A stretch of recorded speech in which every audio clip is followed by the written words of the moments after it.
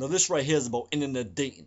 And for those of you who have habitated under a rock for the last 5 years, internet dating is when dating takes place via the internet. Fortunately for me though, only the dating part takes place via the internet, and the fucking part usually takes place via my room. Maybe even via my brother's room too if he's not home that night, but don't let him know that, because when he don't know, don't hurt him. Now, at any given day of the month, I got at least a handful of internet dating sites running hot on the iPhone. You gotta keep as many options open for yourself in case one of the options that you had open for yourself currently become closed. I don't know what's algebra, it's way over my head. Anyway, after conversating with one of these broads for like a day or so, I finally get her to meet me at the Nines in Billerica. We're drinking, we're conversating, and out of our drunken conversation, we come to find out that we both got some similar things going on in each other's lives. Like, we're both into techno music. We both shop at Express. We're both Italian. We both got driver licenses, and we're both over 21. So I'm thinking to myself, like, yo, this chick's a perfect 10, right? And I can tell by the way she's looking at me, she's totally OMD. And by totally OMD, I mean she's totally on my dick. So as I'm walking into a car that night, I'm thinking I might just get a kiss on the cheek goodbye or something. But little did I know, I ended up getting a blowy from her that night. Now, even though she didn't let me bust in her mouth, I guess she's got intimacy issues or something, which in my own personal opinion is like a total waste of time. It's like going to the store to get your groceries, but you don't got enough money on your debit card, to get the sushi you wanted. No California roll for David tonight, I guess. Girl number two.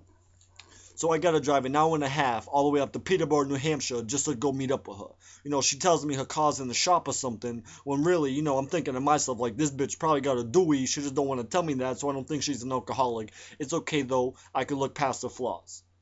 So I'm knocking on her door, and who opens up the door? It's her mom, her dad, her little brothers, her little sisters. They want to sit me down, play Scrabble, try and test my intellect. But little did they know, I watch, Wheel of Fortune from time to time. I also play Jeopardy on my iPhone. And I watch, Who Wants to Be a Millionaire. That's besides the point, though. Come to find out, after being there for 2.5 hours, I'm not going to be able to get it in with her that night. Apparently, she shares a room with her two younger sisters. Now, I'm thinking to myself, like, Mingya, you're 21 years old and you share a room with a 15 and a 16-year-old girl. I can already tell you've never gotten any dick in this house. No guy in his right mind would have sex with you right next to your 15 and 16-year-old sisters. I wouldn't, at least. I don't know about them. So, girl number three.